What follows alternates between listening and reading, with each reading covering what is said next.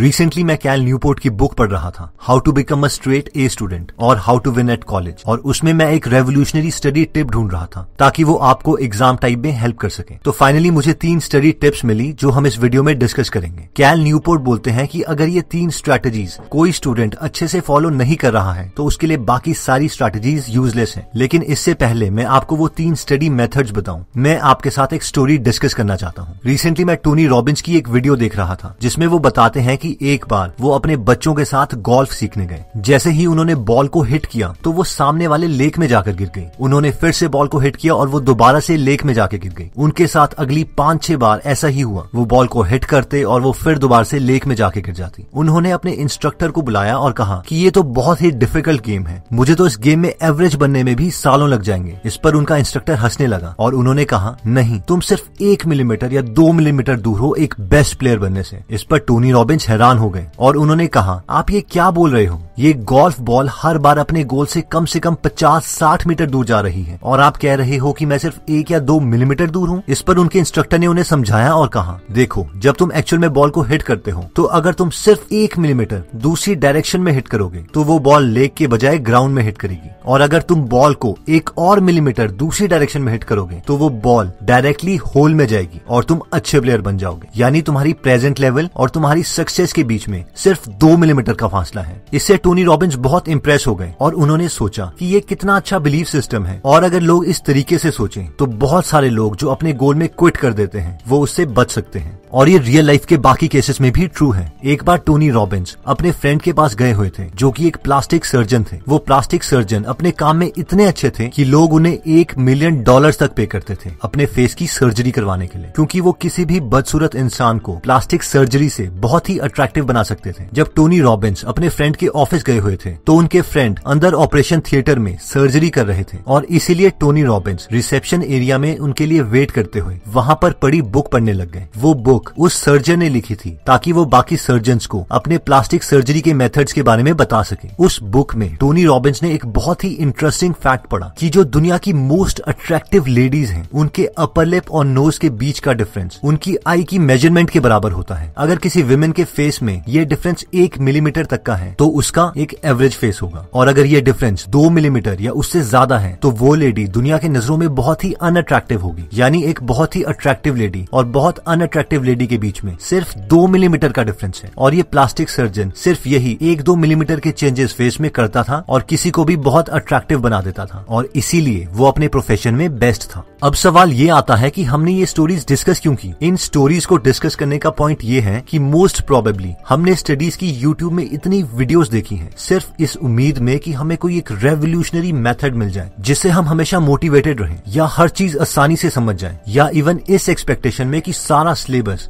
हम 1 आवर में ही खत्म कर दें। और टू बी ऑनेस्ट, ऐसा कोई मेथड एग्जिस्ट ही नहीं करता। हमारे फेलियर्स और सक्सेस के बीच में बहुत ही छोटी हैबिट्स या मेथड्स का डिफरेंस होता है। कई बार हम इन मेथड्स को इतना सिंपल समझ लेते हैं या हम इन मेथड से इतने फैमिलियर हो जाते हैं कि हम ये रियलाइज ही नहीं करते कि हम इन मेथड्स को तो यूज कर ही नहीं रहे हैं और बस एक नए रेवोल्यूशनरी मेथड की तलाश में रहते हैं, और इसीलिए हमें कोई चेंज भी नहीं आता। तो इस वीडियो में हम उन स्मॉल चेंजेस के बारे में डिस्कस करेंगे जो हम यूज कर सकते हैं अपनी स्टडीज की क्वालिटी को इम्प्रूव करने के लिए। हम ये 3 मेथड्स कैल न्यूपोर्ट की book how to become a straight A student के फर्स्ट पार्ट में से बताएंगे, और इन 3 स्टडी हैबिट्स में सबसे पहले टिप आती है, manage your time in 5 minutes a day. Cal Newport अपनी बुक में बोलते हैं कि जब तक हम सारी डेडलाइन, सारी असाइनमेंट, सारे टास्क, सारे गोल्स अपने माइंड में रखेंगे, और तब तक हम रिलैक्स नहीं कर सकते जब तक हम उन थॉट से डील नहीं कर लेते। इसीलिए कैल बोलते हैं कि सुबह उठकर सिर्फ 5 मिनट लगाकर एक बार अपने उस दिन के सारे काम को एक जगह पर लिख लीजिए। रिसर्च के अकॉर्डिंग जब तक हम अपने थॉट्स को डील नहीं कर लेते हैं तो वो थॉट हमें डिस्टर्ब करते रहेंगे। इसलिए जब हम किसी चीज को पेपर में लिख देते हैं तो हमारा ब्रेन एनर्जेटिक और बहुत ज्यादा रिलैक्स हो जाता है। साथ ही में हम अपनी प्रायोरिटीज सेट कर सकते हैं कि हमें सबसे पहले कौन से सब्जेक्ट के, कौन से चैप्टर के, कौन से आर्टिकल पढ़ने हैं, और फिर उसी चैप्टर के आर्टिकल से हमें स्टार्ट करना है जो टॉप प्रायोरिटी पर है, क्योंकि ये सीक्वेंस ही हमें एक फेलियर या सक्सेसफुल स्टूडेंट बना सकता है। सेकंड टिप कहती है कि डिक्लेयर वॉर ऑन प्रोक्रास्टिनेशन, यानी बस डिसाइड कर लो कि मैं अब चीजों को टालूंगा नहीं और उन्हें कंप्लीट करूंगा ही करूंगा। अब हमने ये बोल तो दिया, लेकिन हम इसे करेंगे कैसे? इसके लिए हमारे पास 4 मेथड्स आते हैं। पहला मेथड कहता है keep a work progress journal. याद करो वो लास्ट टाइम जब आपने किसी इंपॉर्टेंट चीज को टाला था। शायद कुछ ऐसा एक्सक्यूज दिया होगा आपके ब्रेन ने आपको, यार इस काम को करने के लिए तो अभी मेरे पास सारी चीजें ही नहीं है, लेकिन मैं इस काम को कल कर सकता हूँ क्योंकि कल तो मेरे पास इस काम को कंप्लीट करने के लिए सारा सामान होगा। या फिर हमने खुद से कुछ ऐसा बहाना मारा होगा, यार अभी लेट भी हो गया है और मैं थक भी गया हूँ, अगर अभी इस काम को करता हूँ तो कुछ समझ में भी नहीं आएगा और टाइम ही वेस्ट होगा। इससे बेटर है कि मैं इसे कल सुबह स्टार्ट करूँ क्योंकि उस वक्त मैं एकदम फ्रेश भी हूँगा। मगर मेन बात यह है कि हम खुद से कभी ये एडमिट नहीं करते कि उस काम को हम टाल रहे हैं क्योंकि वो बोरिंग है और हम एकदम सुस्त हैं। कैल के अकॉर्डिंग इस चीज को ओवरकम करने का एक बहुत इफेक्टिव तरीका है और वो ये है कि हम सोने से पहले हर रात एक नोटबुक या ऐप में उन सब चीजों को प्रायोरिटी वाइज लिखें जो हम नेक्स्ट डे करना चाहते हैं। इसमें हमें सिर्फ 1 मिनट लगेगा और थोड़े दिनों के बाद ये एक हैबिट में भी कन्वर्ट हो जाएगा और ऐसा करने से हम अपनी प्रोग्रेस भी नोट कर सकते हैं। प्लस रिसर्च के अकॉर्डिंग सिर्फ किसी चीज को लिखने से हमारे उस टास्क को कंप्लीट करने के चांसेस कहीं ज्यादा बढ़ जाते हैं। नेक्स्ट स्ट्रेटेजी कहती है फीड द मशीन। आपने भी नोटिस किया होगा कि जब भी हमारे पास लो एनर्जी होती है तो हम उस वक्त हमेशा चीजों को टालते ही हैं, प्रोक्रास्टिनेट करते हैं। इमेजिन कीजिए कि आप बहुत थके हुए हैं, बहुत भूखे हैं, क्या उस वक्त आप फोकस होके कोई सब्जेक्ट पढ़ सकते हैं? इसका सिंपल आंसर है कभी नहीं। और अगर आप जबरदस्ती वो सब्जेक्ट पढ़ते भी हैं तो भी आपको कुछ याद नहीं रहेगा। और कैल न्यूपोर्ट भी यही कहते हैं कि हमें खुद को एक मशीन समझना चाहिए और इसे हमेशा अच्छा फ्यूल देते रहना चाहिए। रिसर्च के मुताबिक जब हम लो एनर्जी स्टेट में होते हैं तो हमारी विल पावर ऑलमोस्ट 0 होती है और हम चीजों को जरूर टालते हैं। अपने को हाई एनर्जी स्टेट में रखने के लिए हम 3 चीजें कर सकते हैं। पहला, हमें कोई भी मील स्किप नहीं करना है, चाहे फिर हमारा कितना भी बिजी दिन क्यों ना हो। ऑब्वियसली हमें ओवर ईटिंग भी नहीं करनी है। सेकंड, हमें अपने को हमेशा हाइड्रेटेड रखना है, यानी अपने पास पानी की बोतल रखें और हर थोड़ी देर के बाद, प्रेफरेबली 45 मिनट्स के बाद पानी पीते रहें। थर्ड, खाने को एनर्जी के लिए खाएं, ना कि अपनी सेटिस्फैक्शन के लिए, यानी हमें ऐसी चीजें खानी है जो हमें दिन भर कांस्टेंट एनर्जी दे, जैसे कि पीनट्स, फ्रूट्स, वेजिटेबल्स या कोई भी कॉम्प्लेक्स कार्बोहाइड्रेट्स का सोर्स। अगर हम किसी ऐसी चीज को खाते हैं जिसमें शुगर की क्वांटिटी ज्यादा है तो वो हमें थोड़ी देर के लिए हाई बर्स्ट ऑफ एनर्जी देगी और उसके बाद वो एनर्जी एकदम डिप्लीट हो जाएगी, खत्म हो जाएगी और फिर हमें दोबारा से भूख लगने लगेगी।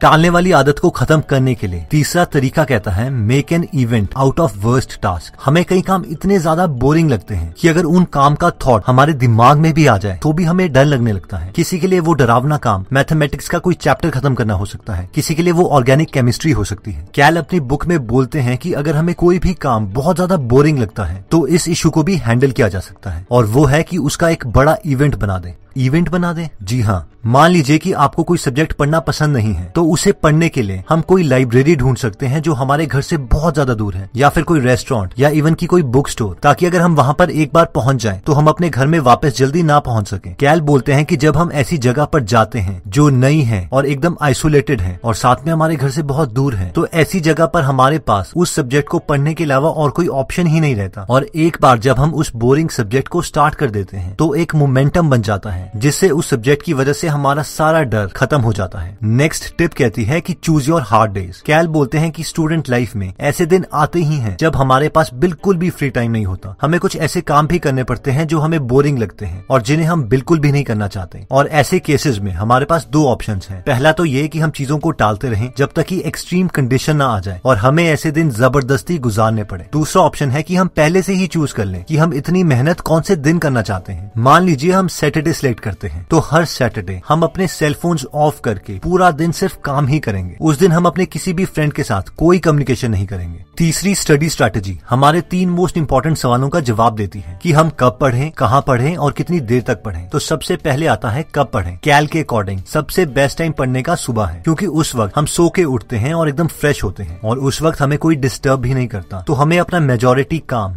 डिनर से पहले ही खत्म कर लेना चाहिए। इवन अगर हमें दिन में क्लासेस के बीच में 1 आवर फ्री मिलता है तो हमें उस वक्त अपना सेल फोन ऑफ करके उस टाइम को भी यूटिलाइज करना चाहिए। कैल के अकॉर्डिंग नाइट टाइम में उतनी अच्छी पढ़ाई नहीं होती, खासकर अगर हम अपने हॉस्टल में रहते हैं, क्योंकि उस वक्त सारे फ्रेंड्स जागे हुए होते हैं और हमसे सोशल होना चाहते हैं। वैसे मेरे पर्सनल एक्सपीरियंस के अकॉर्डिंग बहुत से स्टूडेंट्स नाइट टाइम में भी पढ़ के बहुत अच्छा स्कोर कर लेते हैं। इसलिए आप इस टिप को यूज करने से पहले खुद को भी एनालाइज कर लीजिए कि आपके लिए क्या काम कर रहा है। अगला सवाल आता है कि कहाँ पढ़ें। इसमें कैल बोलते हैं कि जितनी अकेली जगह हो उतना बेटर है, और मेरे एक्सपीरियंस के अकॉर्डिंग भी ये एकदम ठीक है। हमें ऐसी जगह जाना चाहिए जहाँ पर हमें कोई डिस्टर्ब ना करे, जहाँ हम अच्छी सेल्फ स्टडी कर सके। जगह जैसे कि ऐसी लाइब्रेरी जहाँ पे कम से कम स्टूडेंट्स आते हो, या एक बिल्कुल अकेला रूम, या अगर आप हॉस्टल में हैं तो अपने फ्रेंड्स को बोलिए कि रूम में बाहर से ताला लगा दें, और फिर आप काफी टाइम तक आइसोलेशन में पढ़ाई कर सकते हैं। नेक्स्ट सवाल आता है कि कितनी देर तक पढ़ें। इसमें कैल बोलते हैं कि हमें हर एक आवर के बाद ब्रेक ले लेनी चाहिए, और इनफैक्ट ये सवाल उन्होंने काफी टॉपर से भी पूछा था और सबने यही जवाब दिया कि वो 1 से 1.5 घंटे के बाद हमेशा 15-20 मिनट का ब्रेक ले लेते थे, ताकि उनका माइंड फ्रेश हो जाए। उस वक्त हम वॉक कर सकते हैं, लाइट एक्सरसाइज कर सकते हैं, कुछ भी करिए, बस स्टडी से थोड़ी देर के लिए दूर जाइए। मैं दोबारा रिपीट करता हूँ कि सिर्फ थोड़ी देर के लिए स्टडी से बाहर जाइए, ये नहीं कि फेसबुक में हम दोबारा से टाइम वेस्ट कर रहे हैं। तो दोस्तों, इस वीडियो में हमने देखा कि सक्सेस और फेलियर के बीच में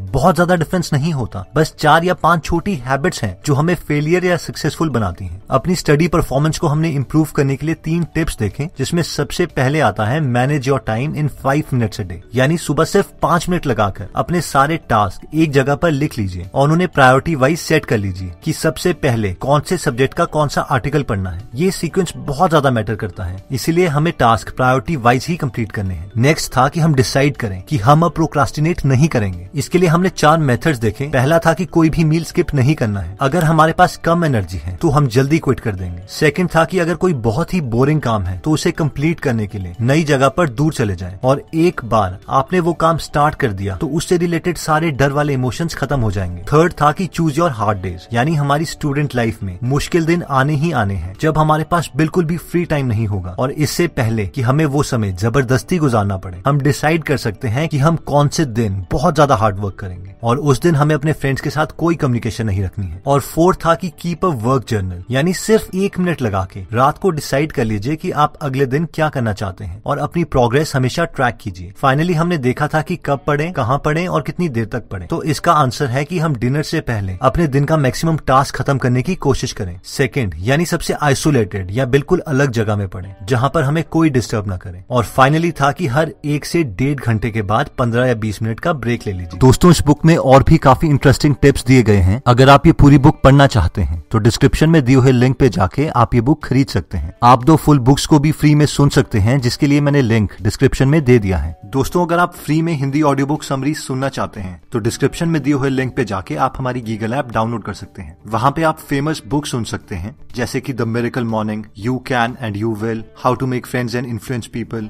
ई myth revisited, 0 to 1, Chanakya Niti, the one thing, power of habit, wings of fire, the monk who sold his Ferrari and many more. और हर हफ्ते इस ऐप में हम एक नई ऑडियो बुक समरी डालते हैं। दोस्तों, कमेंट सेक्शन में आप बता सकते हैं कि आप नेक्स्ट वीडियो किस टॉपिक पर चाहते हैं, ताकि हमें भी फीडबैक मिले और उसी टॉपिक्स को हम कवर करें। इस चैनल को जरूर सब्सक्राइब कर लीजिए और बेल का बटन दबा दीजिए, ताकि आप ऐसी नॉलेजेबल वीडियोस कभी मिस ना करें। और इस वीडियो को लाइक जरूर कीजिएगा ताकि हमारा कॉन्फिडेंस बढ़े।